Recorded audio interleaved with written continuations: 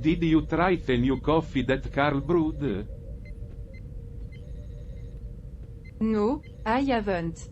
How is it? It's alright. Not the best coffee I've had.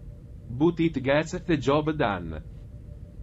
Everyone, please quiet down for a moment.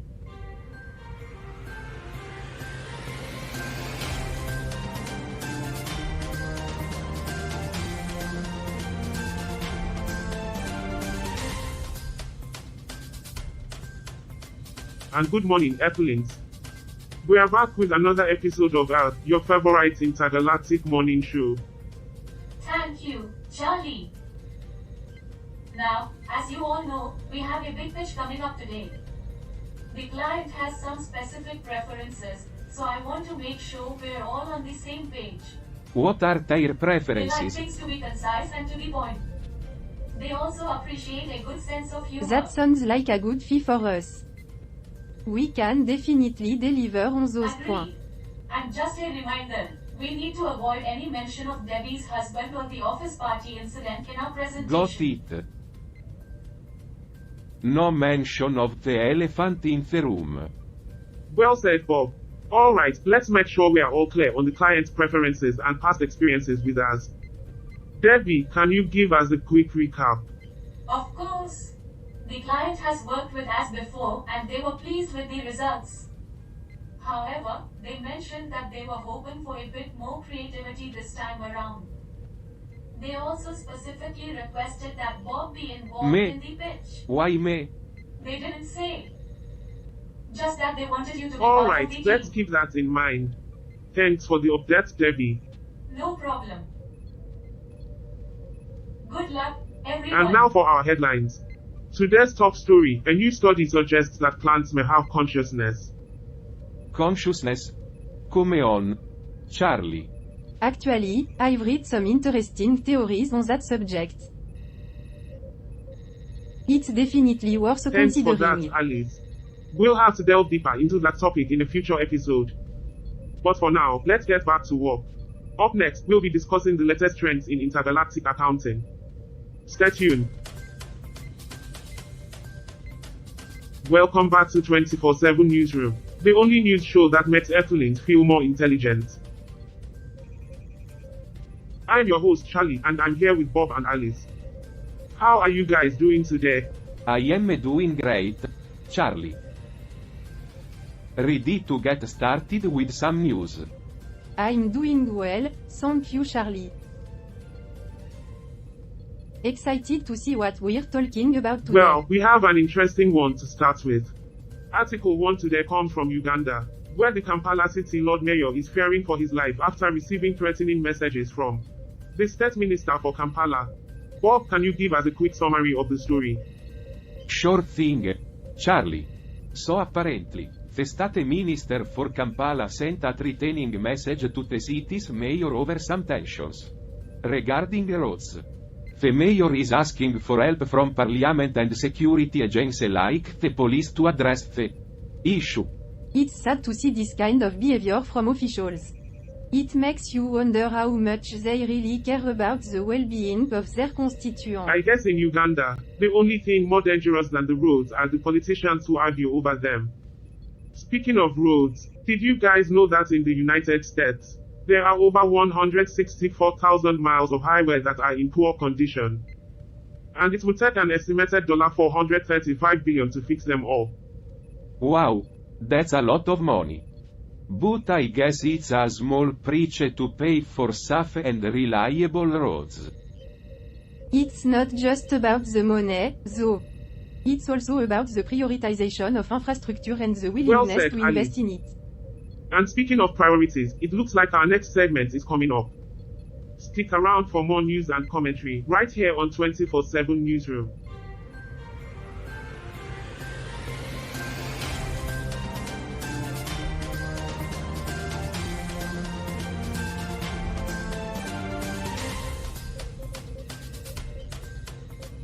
Welcome back to 24/7 Newsroom. Now, let's move on to Article 2 brought to us by RTV Slovenia. Ah, Slovenia. home of the scenic Julian Alp and the mighty Soka River. And now, the Slovenian government's revised budget for 2023. The funds previously allocated to the Ministry of Education, Science, and Sport will be distributed across 3 ministries, with the majority directed to the Ministry of Education. So, more money for education. That's a good thing, right? Yes Bob, but at what cost? The funds for science and sport have been cut, which means less investment in fields that are just as important. Well, Alice, it's a classic case of robbing Peter to pay Paul. But I don't think Slovenia is unique in this aspect. Why did the tomato turn red? I don't know, why? Because it saw Slovenia's budget and blushed. Excuse me, but there Did is you a know that solution. Slovenia is one of the few countries in the world where drinking tap water is considered safe? Thanks, Debbie. That's a great piece of trivia. That's interesting, Debbie, but let's focus on the matter at hand. The government needs to priority science and sport, not just education. I am sure Carl has the solution to all of Slovenia's problems. Actually, I do. Slovenia should invest more in renewable energy. It's a win-win situation for the country and the Did you environment. know that Slovenia has a wine region that produces some of the best wines in the world? Debbie, shut up. Thanks for that, Debbie. And thank you to our panel for another lively discussion. We'll be right back after these messages.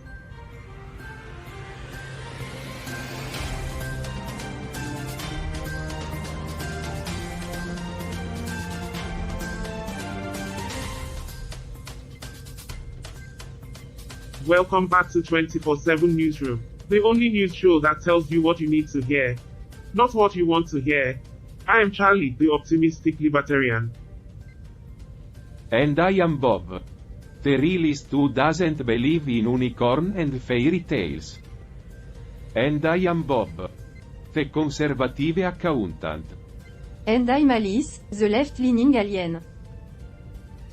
Today, we have a story that hits a little too close to home for our production manager, Debbie. Poor Debbie can't catch a break. Bob, Binae. What happened? Apparently, she messed up on our next story's country of origin. Again. Debbie? Again? Slovenia? You had one job. Great job, Debbie. How hard is it to Google a country's name? Bob, come on. It's not like we haven't made mistake before. Yeah, remember when we mispronounced that alien planet name? Oh yeah, that was a good one.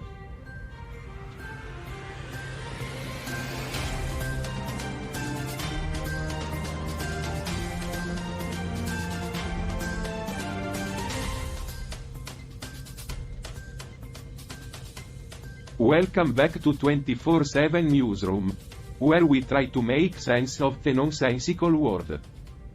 And boy, do we have a doozy of a story for you today.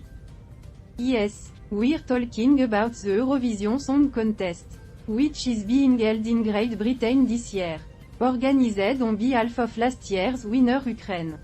That's right. And the slogan for this year's contest is, United by Music. AWW. How cute. Don't let the cute slogan fool you, Bob. Eurovision is a fierce competition, and Ukraine is no stranger to the winners' circle. Well, I don't know about that, Alice. It seems like everyone's already forgotten about that chicken dance from a few years ago. Ah, that chicken dance was a cultural phenomenon, Bob. You just don't appreciate true art. Art? That was a joke. But speaking of jokes, have you heard about the Ukrainian delegation's latest strategy? No, what's that? They're going to replace their singing with a traditional Ukrainian folk instrument, the cowbell. The cowbell? That's ridiculous. Who in their right mind would think that's a good idea? Good morning, sunshine. Did you guys hear the one about the Ukrainian cowbell player? As a matter of fact, we were just discussing it. Ah, yes. Well, I had to break it to you guys, but the cowbell is actually a powerful symbol of Ukrainian independence and resilience. And besides, it's a hell of a lot easier to play than those fancy European instruments. I see your point, Charlie. But do you really think it's going to win over the judge? Well, Alice, if it doesn't, at least we know Charlie can always fall back on his career as a coffee barista. Who cares about the judges? This is about celebrating Ukrainian culture and having fun. And who knows, maybe the cowbell player will become a viral sensation like the chicken dance. I don't know about you guys, but I am starting to feel a little more optimistic about Ukraine's chance in the contest. Yeah, me too. And you know what? I think I might just tune in to watch it this year. That's the spirit, Alice. Now, who wants coffee? Welcome back, Earthlings. It's time for another exciting segment of Earth. Today we have an interesting article to share with you. Debbie, hit them with the headline. Sure thing, Charlie. Our article today is from Guyana, and it's about the construction of a new oil vessel named Area 2 for the Ural the Uaru project. project. That brings back memories. You know, I once spent 12 years working as an accountant in Guyana. Did you know that Guyana has the tallest wooden building in the world? Yes, Bob, but did you know that Guyana is the only country in South America where English is the official language? Interesting. Did you also know that Guyana has the lowest population density in South America? With only about 3 people per square kilometer? Fascinating stuff, folks. Now let's get to the punchlines. Alice, I'm sure you have something up your sleeve. Yes, Charlie. Did you know that Guyana's motto is, one people, one nation, one destiny? Well, maybe except for those 3 people per square kilometer. Speaking of destiny, did you know that Guyana was originally colonized by the Dutch and was called Demerara? Well, Bob, I guess you could say that Guyana's history is pretty sweet. Like the Demerara sugar that the Dutch used to produce there. Ah yes, the Dutch. Known for their windmills, tulips, and let's just say their dark history in And let's not colonization. forget that Guyana is home to the world's largest single-drop waterfall, Kaieteur Falls. Now, let's tie this all together. Our article today is about the construction of a new oil vessel in Guyana. It seems like the country is really starting to make its mark on the world stage. Who knows? Maybe one day they'll even surpass those 3 people per square kilometer. Guys, I've come up with a new plan to increase our productivity and efficiency. I think we should divide our tasks based on our strengths and work together in a more cohesive and collaborative way. Well, that sounds great in theory. But how do we know who is good at what? We can take a personality test to determine our strengths and weaknesses, and then assign tasks based on that. I mean, let's do it. Alright, team. Let's take Roger's advice and work together to make this show the best it can be.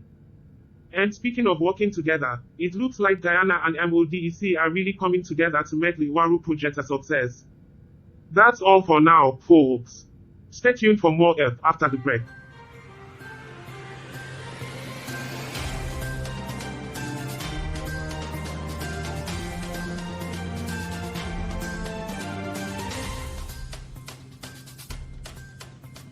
Welcome back, folks, to Earth. We've got some news from Malawi that's sure to brighten up your day. Our article today comes from the Malawi News Agency, and it's all about how science and technology are changing lives in rural communities. But let's not forget the harsh reality of the last 50 years of Malawi's history, marked by economic instability and political unrest. That's a good point, Charlie. It's important to acknowledge the challenge that Malawi has faced, but also to celebrate the progress that's being made. And this young innovator, Colred Nkosi, is a great example of that progress. It's impressive to see how one person's ingenuity can make a difference in their community. And I hope that the Science and Technology Fund can support more innovators like him. I agree, Bob. It's inspiring to see how technology can be used to improve people's lives. And speaking of working together, it looks like our team's new approach has paid off. We successfully won over the Yes, our potential newfound client. unity and sense of purpose has truly made a difference. And I'm proud to be a part of this team. Well, it's great to see that our team's success is as inspiring as Malawi's technological advancements. Who knows, maybe we'll be the ones making headlines next. I may be an SE unit, but even I can sense the positive energy on this ship. We've come a long way, and I'm excited to see where we go next. That's a wrap for this episode of Earth. Stay tuned for our season finale, where we'll reflect on our journey and look ahead to the future. Until then, keep exploring the universe.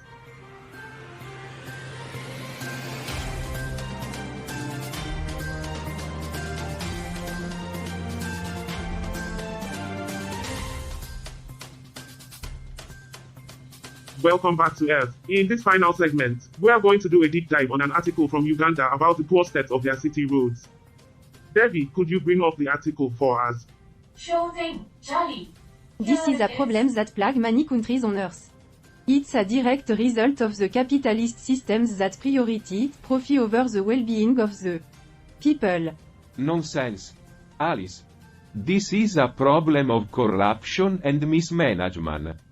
If the government officials actually used the money allocated for road maintenance, there wouldn't be this I issue. believe it's a combination of both corruption and lack of funding. The capitalist system certainly contributes to this, but the root of the issue lies in the corrupt officials who divert the funds for personal gain. It's interesting to note that Uganda has made strides in science and technology, despite these road issues. Maybe the focus should shift towards improving the infrastructure to further progress. All valid points, panel. But let's not forget the human impacts of these poor roads. Lives are at risk every day due to accidents caused by the potholes and disrepair. Exactly my point, Charlie. It's a matter of prioritizing the people over profit. But how do we ensure that the money is used for its intended purpose and not for personal Perhaps gain? implementing a more transparent system of funding and maintenance would help. Or, on a larger scale, maybe it's time for a complete overhaul of the systems in place. Interesting perspectives, panel. It's important for us to understand the complexities of issues like these, especially as we explore the universe and encounter different societies and cultures. And species.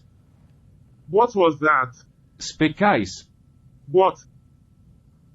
A is saying species. Species. What about them? What? Never mind. But we should also remember that not every society operates on the same principles and values as our own. And it's important to question those values and systems when they are harmful to the majority. Well said, Alice. And with that, we come to the end of our season finale. We've come a long way and faced many challenges, but we've also grown and learned from each other. It's been a pleasure exploring the universe with all of you, and I can't wait to see what the future holds. Until next time, keep seeking knowledge and understanding. Stay tuned.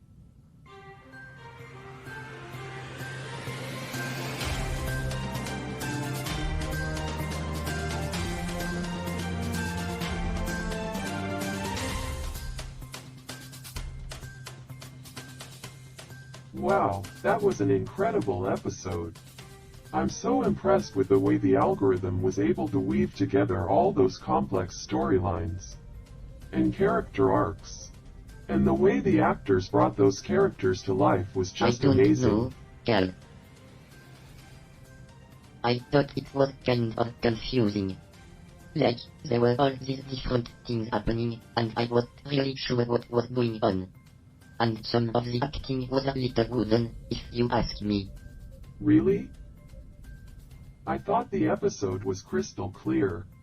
It was all about the struggle between good and evil, and how people have to make tough choices in order to do the right thing. And as for the acting, I thought everyone I did a don't great know, job. man. Maybe it's just me, but I thought the dialogue was kind of clunky. Like, some of the lines felt really forced and artificial. Are you kidding me? The dialogue was one of the best parts of the episode. It was so nuanced and thoughtful, and it really helped to bring out the characters' personalities and motivations. I don't know, Cal. I just didn't think it was that great. I mean, don't get me wrong, there were definitely some good moments. But overall, I just thought it was kind of meh. Meh? That's all you can say? This episode was a masterpiece, Roger. You're just not sophisticated enough to appreciate it. I'm plenty sophisticated, thank you very much. I just have different tastes than you, that's all. And frankly, I don't think you're as smart as you think you are. Maybe if you actually listened to what I was saying, you might learn something. Excuse me? I know plenty about film and television, thank you very much. And if you don't like this episode, then I don't know what to tell you. Maybe you're just not capable of appreciating true art.